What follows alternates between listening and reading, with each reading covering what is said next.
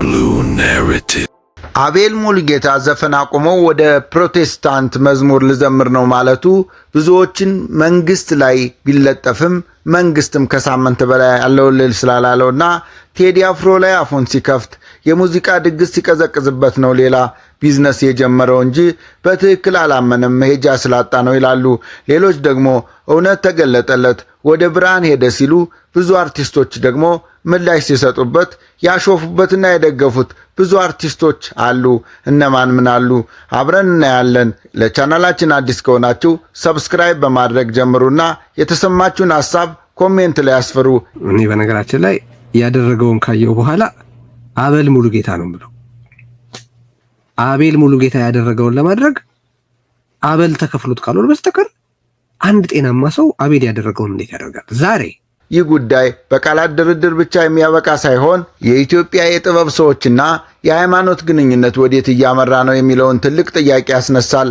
አቤል ሙሉጌታ በአንድ ወቅት በዜማዎቹና በድምፁ የብዙዎችን ልብ የገዛ ወጣት ድምፃዊ ቢሆንም አሁን ግን ያ ሁሉ የጥበብ እድገት ጥልቁ ዓለም ሲል መፈረጁ ብዙዎቹን አሳዝኗል፣ አንዳንዶችንም አስቆጥቷል። በተለይ በሙዚቃው ዓለም ውስጥ እያለ የሙዚቃው ንጉሥ ተብሎ ለሚጠራው ቴዲ አፍሮ እሱ ላይ የሰነዘረው ትችትና እሱን ተከትሎ የመጣው የሙዚቃ ሥራዎቹ መቀዝቀዝ አሁን ላለው ተቀየርኩ ባይነት እንደ ምክንያት ተቀምጧል። ዛሬ ደግሞ የምንነጋገረው እምነታቸውን ስለሚቀይሩ ሰዎች ነው።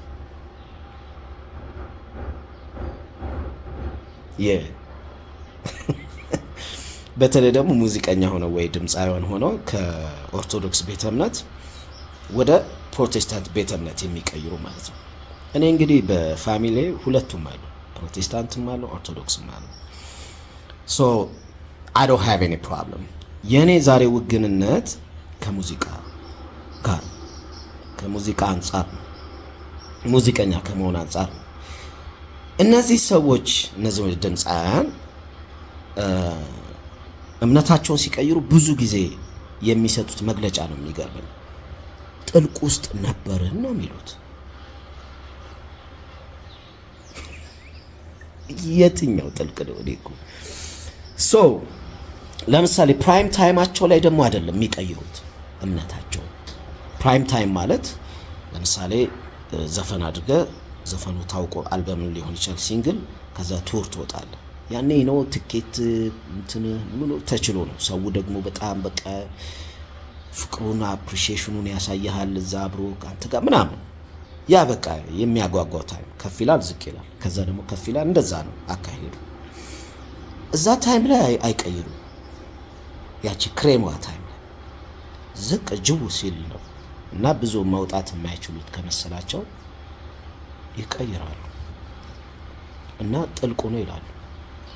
አሁን በዚህ ጊዜ በጣም አስቸጋሪ የሆነው ምን እንደሆነ ታውቃላችሁ? ፈጣሪን ከማሳመን ይልቅ የሰውን ልጅ ማሳመን ነው ከባድ የሆነው። ለምንድን ነው? ቀይረህ ስትመጣ ሙሉ ለሙሉ ንጹህ መሆንን ምናምን ቼክ ማድረግ አለብኝ ይላል መሰለኝ እዛ የሚቀበለው ሰውዬ። ትደፈጥጧለህ። የበፊቱ ያ ጥልቅ ነው እንደዚህ ነው ምናምን። እንግዲህ አንዳንድ ይሄ የሆነ ጊዜ ላይ የሚወራው ይሄ ሳይንቲስቶች ጋር የሚሄዱ ሳይንቲስቶች ምላችሁ ይሄ ጠንቋዮች፣ እኛ ሰፈር ውስጥ ሳይንቲስት ነው የምንላቸው እና ይሄ ሽንት አመድ ምናምን ደበላልቆ ምናምን ይገጫል። እነዛ ሳይንቲስቶች ጋር ሄደው የሚካድሙ ካሉ ኦኬ፣ ያ ሜቢ እንግዲህ ጥልቅ አሰራር ሊሆን ይችላል። አይ ዶንት ኖ። ግን እዛ አመድ ውስጥ ያለ ሰውዬ ህይወትን ተንቢዮ ይቀይራል ብሎ ማሰብ በራሱ በጣም የሚያስገርም ነው። ኤኒዌይስ እንደዛም ከሆነ ኦኬ። ዘፋኝነት በራሱ ኃጢአት ነው። የስኔ አሁን ኦርቶዶክስ እምነት ተከታይ ነኝ። ኦርቶዶክስ እምነት የሚለው ዘፋኝነት ኃጢአት ነው የሚለው ምክንያቱም መጽሐፍ ቅዱስ ላይ በ16ኝነት ተጠቅሷል። ያው ትላንት እንደተነጋገር ነው ከ1 እስከ 15 ደግሞ አዳሜ ስደፈጥጩ ነው የምትዩ። ስለዚህ ሁላችንም ገቢ ነው። ንጹህ ነኝ ብናም ብሎ የሚወጣ ሰው ካለ ይገርመኛል። አንድ እንግዲህ እንደ ማምለጫ የሚታይ ያው እንግዲህ ለኔ ሲነግሩኝ የነበረው ትላንት በኢየሱስ ክርስቶስ ካመንን እንድናለን ነው። ሁላችንም እናምናለን። እንግዲህ ያ ነው ጥልቁ አሰራር ምናምን ብለህ ግን እዛ ጋር ወዳጆችን ያሳልፍከውን ያ እምነቱን ምኑን እንትን የኖርከውን ህይወት ምናምን ፕላስ የጻፍናቸው እንደው የፍቅር ዘፈኖቹን እንኳን ትተን እኮ ስንት የሚያርቁ ስንት የሚያስተካክሉ ሀሳብ ያለባቸው ዘፈኖቹስ እነዛንም ጽፈናል እኮ አይደል እንዴ? እርዳታ ላይ ምን ላይ ሰው ማስተባበር ላይ ምናምን ተሳትፈናል። ለሶሳይቲው የምታደርገው አለ። ልጆችን ኢንስፓየር አድርገናል ምናምን። ያም ሁሉ ነው ጥልቅ። የሰው ልጅ ወደ ሆነ ነገር መቀየር መብቱ ነው፣ ግን ኮምፖዠር ሊኖር ይገባል። ያመንክበት በፊት የነበርከው ህይወት ያሳለፍከውን የ20 ምናምን ዓመት ጉምድ አድርገህ የምትጥለው ነገር አይደለም። ገባ? ፈጣሪም ደግሞ የነፍስን የውስጥህን የነፍስን ስለሚያይ እዛ ጋር ከሰው ጋር መታገል አይጠበቅብህም። ለማንም ፕሩፍ ማድረግ አይጠበቅብህም። ፈጣሪ ያየዋል። ይህ ሰው እንትን ያደርጓል። መሄድ ራሱ እኮ አይጠበቅብህም። ኢንፋክት ተቀይር ያለው ብለህ ማናውንስ ማድረግ አይጠበቅብህም። በርን ከዘጋ አለቀ። የሚያስጨንቅህ ምናምን እንደው እንዲህ ባላረግ የምትለው ነገር አለ። እሱ ካለ እሱን ቀይረው ለብቻ መብትህ እኮ ነው፣ ትችላለህ። ወጥተህ መደፍጠጥና ይሄ እንትኑ ማድረጉ ግን እንግዲህ የትራንስፈር ማኒ ካለው እንደዛ ካለው ማድረግሽ ችግር የለውም። ቻፓው ካለው ማለት ነው። ያው እዛ ኮንትራቱ ላይ ሊል ይችላል። ከሌለው ግን ትሩ ጄኒዩን የሆነ እንትን ከሆነ አናውንስ ማድረግ አይጠበቅብህ። ተጸጽተህ አይደል የሆነ ነገር ረብሽው አይደል? እኔ አሁን ባለውበት በጣም ደስተኛ ነኝ። በቃ ደስ የሚል ህይወት ነው ምኖር እና ምንም የሚረብሽኝ ነገር የለም። አንተ ረብሽኛል ካልክ ግን ፊክስ ማድረግ ትችላለህ። ብዙ ተማርክ ምን ይላሉ ሌሎቹም ተከትለው እንትን እንዲያደርጉ ነው። አከታተልማ አየን እኮ ሁሉም ይወጣላ ጠልቆ ነው ይላል። ሲበርድበት ነው ግን ፕራይም ታይሙ ሲጠፋ ወይ የታገለው ነገር አልሳካ ሲለው እዛ ደግሞ ሄዶ ኦኬ እዚህ ዘፋኝ የነበረው እዛ ምንድን ነው የሚሆነው? ብዙ ጊዜ ዘማሪ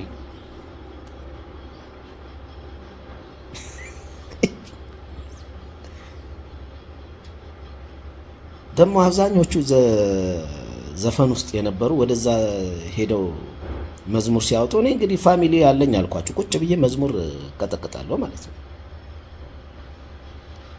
የአብዛኞቹ ዘፋኞች ሄደው እዛ ሲዘምሩ አያምርም፣ ደስ አይልም። ለምን መሰለህ? መዝሙር አሁን እኔ ዘምር ብትለኝ አላደርገው።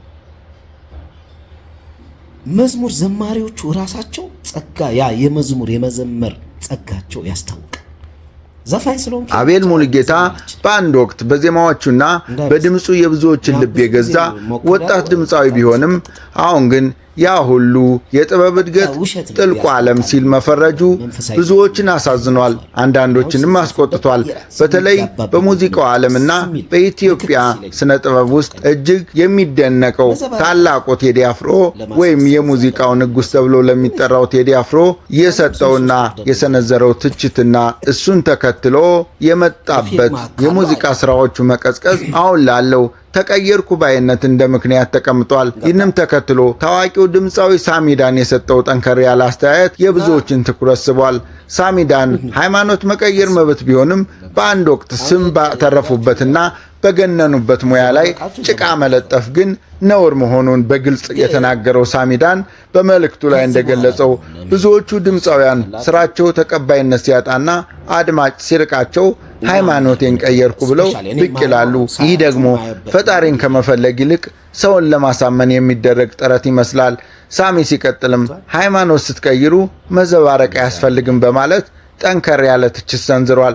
በተለይ በኦርቶዶክስ እምነት ውስጥ እያሉ ዘፈን ኃጢአት መሆኑን እያወቁ ሲዘፍኑ ቆይተው ስራቸው ሲቀዘቅዝ ወደ ሌላ እምነት ሄደው ጥልቁ ዓለም ውስጥ ነበርኩ የሚለው ንግግር ለሳሚዳን ስድብ ሆኖ ነው የታየው። በጥበብ ዓለም ውስጥ እያሉ ያፈሩት ሀብት፣ ያገኙት ዝናና የሰዎች ፍቅር በአንድ ቃል የጨለማ ስራ ተብሎ ሲፈረጅ ማየት በሙያው ላይ ማላገጥ ነው ብሏል። ሳሚዳን እንደሚለው ከሆነ ሃይማኖት መቀየር የልብ ጉዳይ ነው። የልብን ደግሞ ለሰው መግለጽ ወይም ተቀየርኩ ብሎ አዋጅ ማወጅ አያስፈልግም። ይልቁንም ሃይማኖት መቀየር እንደ ስፖርት ተጫዋቾች የዝውውር ክፍያ ካለው ያንኑ በግልጽ መናገር ይሻላል እንጂ መንፈሳዊነትን እንደ ሽፋን መጠቀም ተገቢነት አይደለም። እንደዛ ከሆነ እስኪ የቀየርከው ሰውዬ ሙዚቃ ውስጥ እያለ ያፈራኸውን ዝና፣ ያፈራኸውን ፍቅር፣ ያፈራሃትን ሚስት፣ ያፈራሃን ሀብት ንብረት ገደል ክተትና እንደገና ተነስ በማለት ይቀጥላል። የአቤል ሙሉጌታ ጉዳይ ግን ከዚህም ጠለቅ ይላል። ዘሪሁን ተዝናኑ በጻፈው ደብዳቤ ላይ እንደጠቀሰው አቤል ዘፈን ያቆመው እውነት ተገልጦለት ሳይሆን ቴዲ አፍሮ ላይ በሰነዘረው ትችት ምክንያት ህዝቡ ፊቱን ስላዞረበት ነው። ቴዲ አፍሮ ነአት የተሰኘውን የሀገር ፍቅር ዜማ ይዞ ሲመጣ አቤል በሰጠው የተቃውሞ አስተያየት ሳቢያ አድማጮች አንቅረው ተፍተውታል ይላል ዘሪሁን። ከዚያ በኋላ የወጡት አልበሞቹና ስራዎቹ ተከታይ አጥተው ራሱ ብቻውን የሚያዳምጣቸው ሆኑ። አሁን ደግሞ ቴዲ አፍሮ አዲስ አልበም ሊለቅ ሲዘጋጅ አቤል ዘፈን ኃጢአት ነው ብሎ ብቅ ማለቱ አጋጣሚ ሳይሆን የተቀነባበረ ትኩረት መፈለጊያ መንገድ እንደሆነ ብዙዎች ያምናሉ። አንድ አርቲስት የኪነ ጥበብን ታላቅነት ክዶ ወደ መቅደስ ሲጠጋ ያ መቅደስ የነፍስ መጠለያ ነው ወይስ የዝና ማቆያ የሚለው ጥያቄ ዛሬም ምላሽ አላገኘም። ጥበብ ራሷ መለኮታዊ ቋንቋ መሆኗን የዘነጉት እኚህ እምነት ቀያሪዎች የሰው ልጅ ነፍስ የሚያክሙ ታላላቅ ስራዎችን እንደ ርኩስ ነገር ሲቆጥሩ ማየት ያሳዝናሉ። እነ ዊሊያም ሼክስፒር፣ ቶልስቶይና ዶስቶኮቪ ጥበብን የነፍስ መነጋገሪያ አድርገው ዓለምን ሲለውጡባት ኖረዋል። በእኛም ሀገር እነ ጸጋዬ ገብረ መድኅንና ሐዲስ ዓለማየሁ በጥበብ ሥራዎቻቸው የሰው ልጅ ሕሊናን ሲያነጹ ቆይተዋል። ታዲያ ይህ ሁሉ ታላቅነት ጨለማ ብሎ መጥራት ለጥበብ አምላክ ክደት አይደለምን? ቴዲ አፍሮ በዜማው የሚዘምረው የሀገር ፍቅርና አንድነት ከብዙ መዝሙር ከሚሉ ሰዎች ጩኸት ይልቅ ወደ መለኮት የቀረበ መሆኑን መረዳት ይገባል። ጥበብ ለትርፍ የምትሸጥ ሸቀጥ አይደለችም። ታሪክን የምትጠብቅና የሰው ልጅን ነፍስ የምታለመልም መለኮታዊ ስጦታ እንጂ። አቤል ሙሉጌታ ከዚህ በኋላ በዘፈኑ ዓለም የለውበትም ማለቱና የራሱን የዩቲዩብ ቻናል ስራዎች ማጥፋቱ የራሱ ምርጫ ሊሆን ይችላል። ነገር ግን ያን ሁሉ ህዝብ ያከበረበትንና ሀብት ያፈራበትን ሙያ ረከስኩበት ብሎ ሲገልጽ የጥበብ አድባር መቆጣቱ አይቀሬ ነው። የሰሞኑ ውዝግብ የሚያሳየን አርቲስቶቻችን እውነተኛውን የጥበብ ጥሪ ሳይረዱ በዝናና በጥቅም ላይ ብቻ ተመስርተው እንደሚጓዙ ነው። እውነተኛ መንፈሳዊነት በጥበብ ውስጥም አለ። እውነተኛ ጥበብም በመንፈሳዊነት ውስጥ ይገኛል። ሁለቱን ነጣጥሎ አንዱን ለማንገስ ሌላውን ለማርከስ ግን በራስ ማንነት ላይ እንደ መጸዳዳት ይቆጠራል። አቤል ሙሉጌታ ወደ ፈለገበት እምነት ቢሄድ መብቱ ቢሆንም የሙያ አጋሮቹንና የቆሙበትን መሰረት ግን ማክበር ነበረበት። ይህ ታሪክ የሚያስተምረን ትልቁም ነገር ቢኖረው የሰው ልጅ ዝናው ሲደበዝዝ የሚይዘውና የሚጨብጠው እንደሚያጣ ነው። አንዳንዶቹ ወደ ፖለቲካው ዓለም ይጠጋሉ፣ አንዳንዶቹ ደግሞ የመንፈሳዊነት ካባ ይደርባሉ። ነገር ግን እውነተኛው ለውጥ የሚመጣው ከልብ እንጂ ከውጫዊ መግለጫ አይደለም። ሳሚዳን እንዳለው ዘማሪ ለመሆን ጸጋ ያስፈልጋል። ዘፋኝ ስለነበሩ ብቻ በድንገት ተነስቶ ዘማሪ መሆን አይቻልም።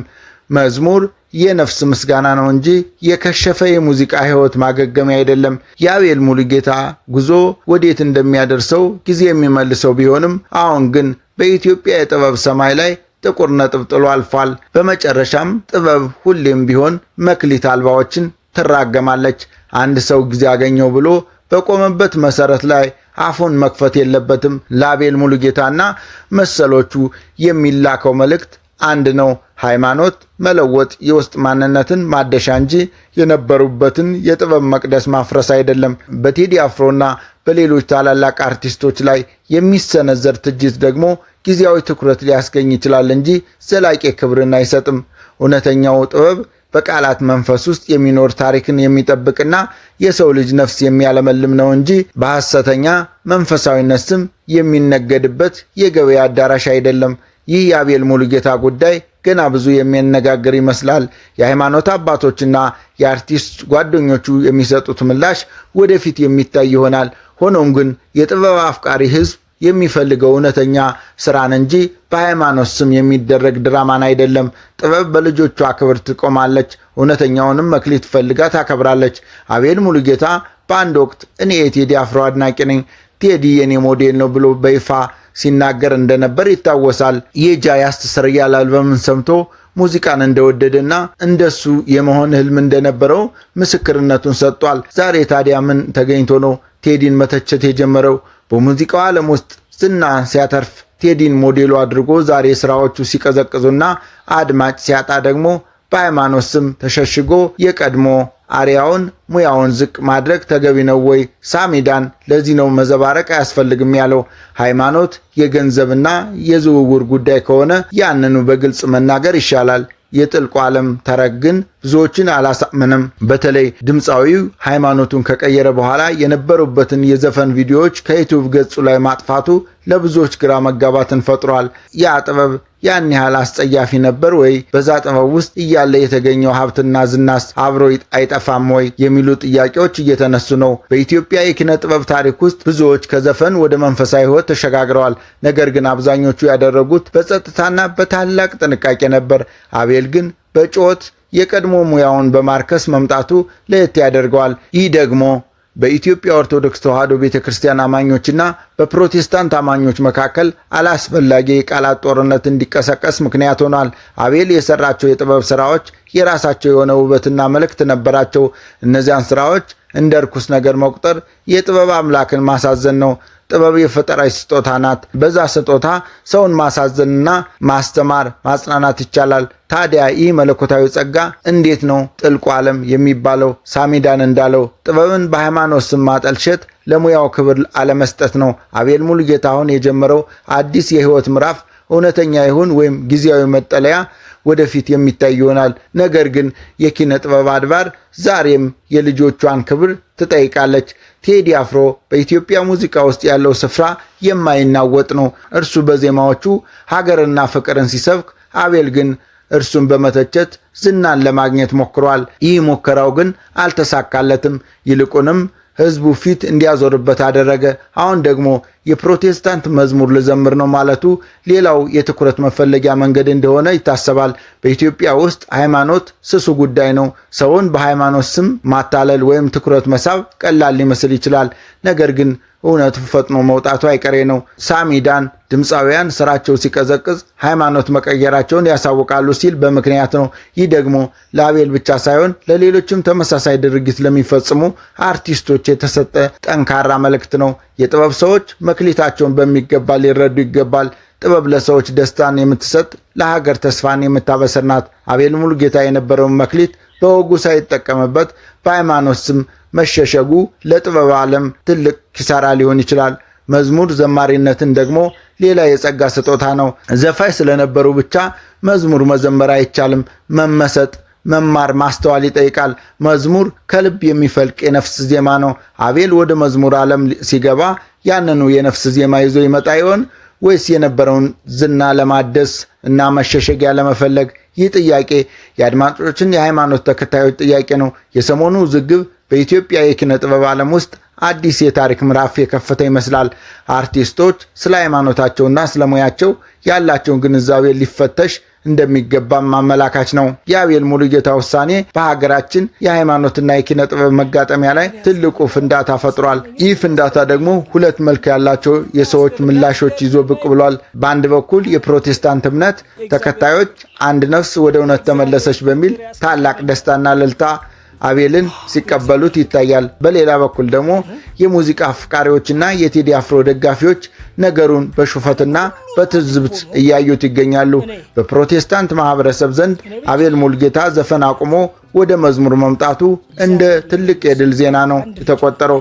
ብዙዎቹ በማህበራዊ ሚዲያ ገጾቻቸው ላይ እንኳን ወደ ቤት መጣ፣ እግዚአብሔር ካንተ ጋር ነውና ለአምላክ የማይቻል ነገር የለም በሚል መፈክሮች ደስታቸውን እየገለጹ ይገኛሉ። ለእነርሱ አቤል ከዓለማዊ ጭንቀትና የኃጢአት ሕይወት ወጥቶ ወደ መንፈሳዊ ሰላም እንደገባ ተደርጎ የሚወሰደው በተለይ ጥልቁ ዓለም የሚለው ቃል በእነዚህ አማኞች ዘንድ ትልቅ ትርጉም ተሰጥቶታል። ሙዚቃውን እንደ ሰይጣናዊ አሰራር ለሚመለከቱት ክፍሎች የአቤል ምስክርነት ትልቅ ማረጋገጫ ሆኖላቸዋል።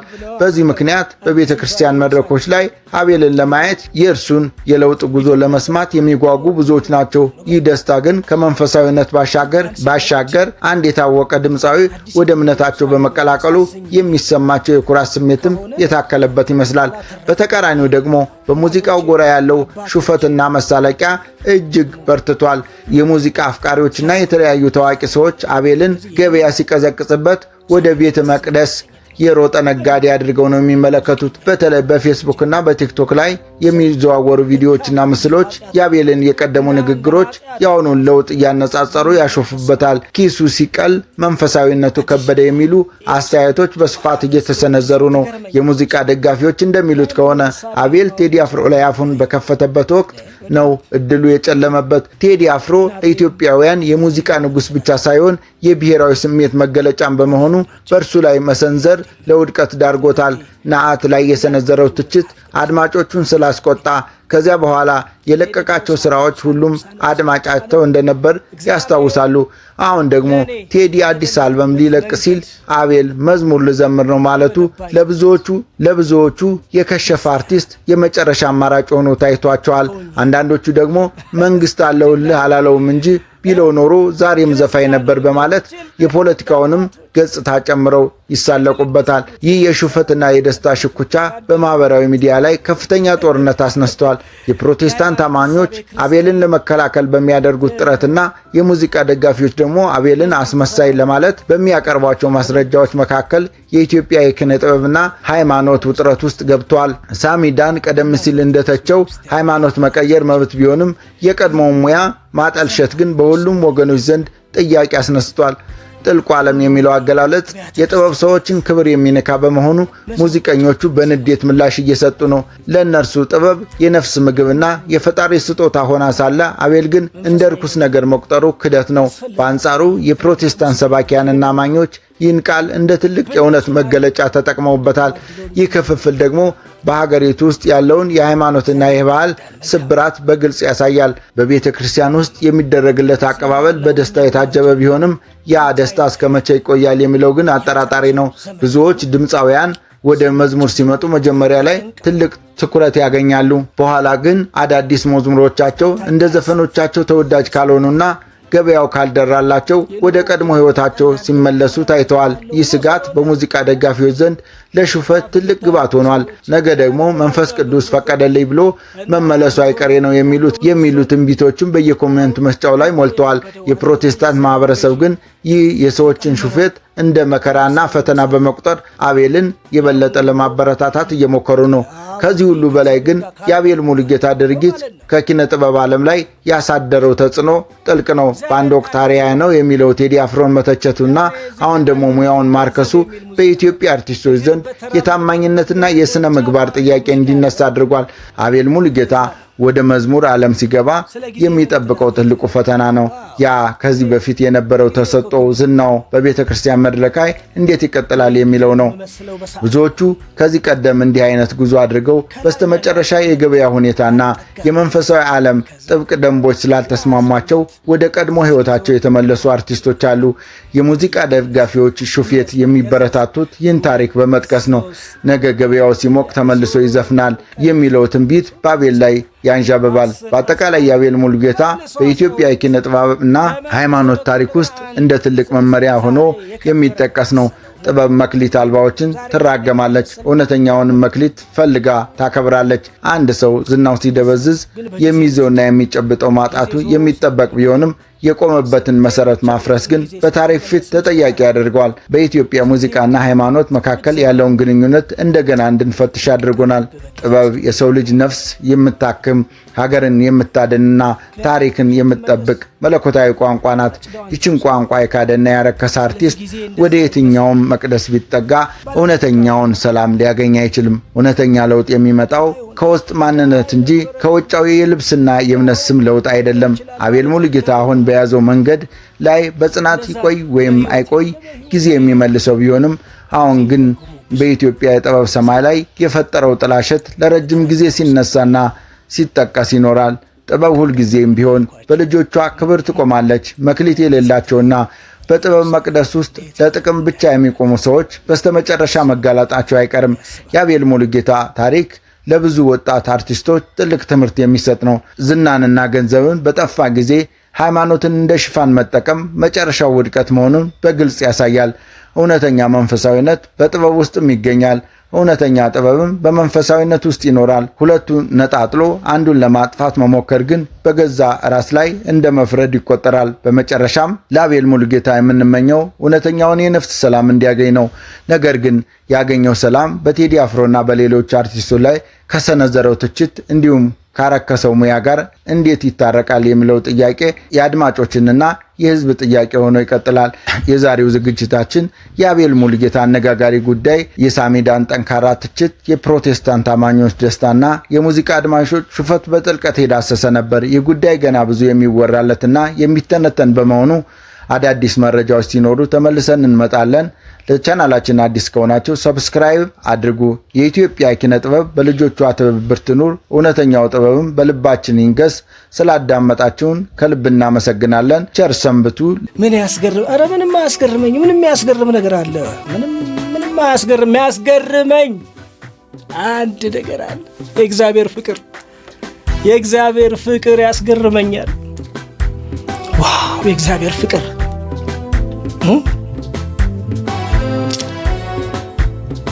ዓለም ሁሉ ጻድቅ ሆኖ እኔ ብቻ ኃጢአተኛ ብሆን እግዚአብሔር ለእኔ መስቀል ላይ አንድ ልጁን እንደላከ ማምን ስለሆንኩ ከእግዚአብሔር ፍቅር በላይ የሚያስገርመኝ የለም። ከፍታው፣ ስፋቱ፣ ርዝመቱ፣ ጥልቀቱ ከማወቅ በላይ የሆነውን የእግዚአብሔርን ፍቅር ለማወቅ ትበረቱ ዘንድ የሚል መጽሐፍ ላይ አንብቤያለሁ እና የሚያስገርመኝ እሱ ነው። ከኢትዮጵያ በላይ የምትገርም ሀገር አለች ወይ? በደንብ ነው። አዲሲቷ ኢየሩሳሌም አይገርምም? ኢትዮጵያን በጣም እንደምወድ ነግሬያቸዋለሁ። ግን ኢትዮጵያን ስወድ አዲሲቱ ኢየሩሳሌምን አሳዝኜ ከሆነ በቃ አላተረፍኩም ብዬ ነው።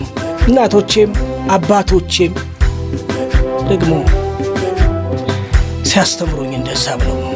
ስለዚህ የምኖረው እግዚአብሔርን ደስ ለማሰኘት ነው። አይ ነው አንድ ሙዚቀኛ ነኝ። መቼም ሰው ያው ደካማ ነው፣ ብዙ ኃጢአት አለበት። እንደ አንድ ኃጢአተኛ ሰው ግን በቃ የምመኘው ተስፋዬም አዲሲቷ ኢየሩሳሌም የምትባል ሀገር ስለሆነች እሷ ትገርመኛለች። የሃይማኖት ሐሳብ ይሄን ማወቅ እንችላለን ወይ? በደንብ እናቴም አባቴም በነገራችን ላይ ቆራቢ ናቸው። ያው አባቴ በሕይወት የለም። እናቴ ቅድም እንዳልኳችሁ መጽሐፍ ቅዱስ አንብብ ብላን ያሳደገችኝ። እኔ ደግሞ ሳነብ እግዚአብሔር ለእኔ በተገለጠበት መንገድ፣ እኔ በገባኝ መንገድ ክርስቲያን ሆኜው እስከ እርጅናዬ ክርስቲያን ሆኜ ብችል ደግሞ እንደ አባቶቼ ገድል እንደሰሩት ገድል ብሰራ እንደው በታደልኩኝ። ጸልዩልኝ። የሃይማኖት ሐሳቤ ክርስቲያን ነው። መዝሙር ትሰማለህ ወይ? በደንብ ነው የምሰማው። በደንብ ነው መዝሙር የምሰማው። እናት ኦርቶዶክስ ቤተክርስቲያን ካፈራቻቸው ግሩም ዘማሪዎች ሰማለሁ። ከሙሉ ወንጌል አብያተ ክርስቲያናት መዝሙሮቻቸውን ሰማለሁ። ያለ መዝሙርማ እንዴት ይሆናል? መንፈሳዊ ነገር ያስፈልገናል። እኛ በተለይ እኛ ሙዚቀኞች ይርበናል። ብንችል አንድ ቀን እኛም ደግሞ አድሎን ብንዘምር እግዚአብሔር በረዳን። መልካም ነው ይመስለኛል። አሁን እኛ ሁላችን ኢን ታይም ላይ ነው ያለነው። የመጨረሻው ዘመን ደግሞ ሰዎች በኑሮ በጣም ተጨንቀው ያው አንታይ ክራይስት ቢባል ሲመጣ የኑሮ ውድነትን አቀላለሁ፣ ሰላም እሰጣለሁ ብሎ ስለሆነ ያ መጽሐፍ የምታነቡ ሰዎች ያላነበባቸው አንብቡ እና ኑሮን አቀላለሁ ብሎ ስለሆነ አሁን ኑሮ የከበደው ዓለም ላይ የዚህ ዓለም ገዢ የቀመረው ቀመር ስለሚመስለኝ የአሁኑ ኑሮ ያው እንግዲህ ከእግዚአብሔር ጋር ካልሆነ ከባድ ነው ማለት ነው። እግዚአብሔር ካለ ግን ያው እዚህ ቅን አልበም ላይ ገንዘብ የሚል ሙዚቃ፣ እግር በተራመደው የሚያረጀው ጫማ የሚል ሙዚቃ አለ።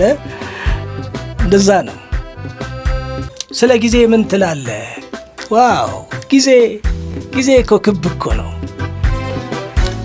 እኔ ጊዜን የምመስለው በሰዓት ነው።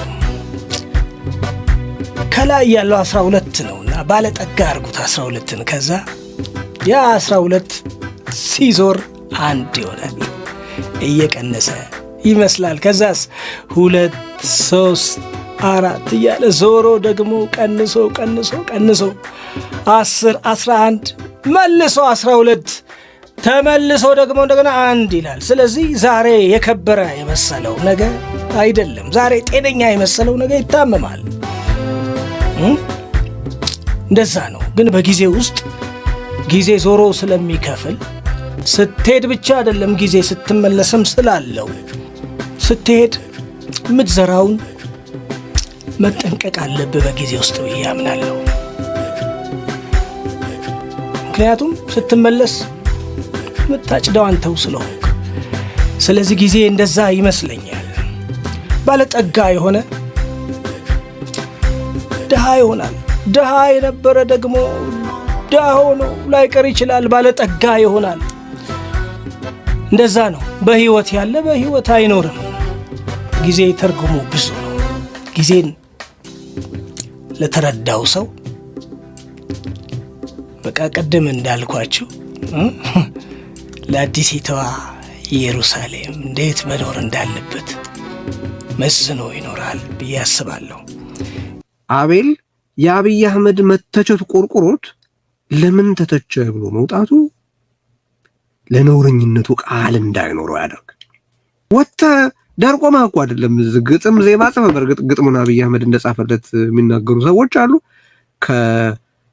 በጣም እርባና ቢስ ከመሆኑና የአብይ አህመድ አምልኮ ያለበት ግጥም ከመሆኑ አብይ አህመድ ራሱ የጻፈው ነው ብሎ መገመት ስህተት አይደለም ብዬ ነው ማስበው። ግን ስላላወቅን ስላላረጋገጥን አሁን እንለፈው። እሱ ግን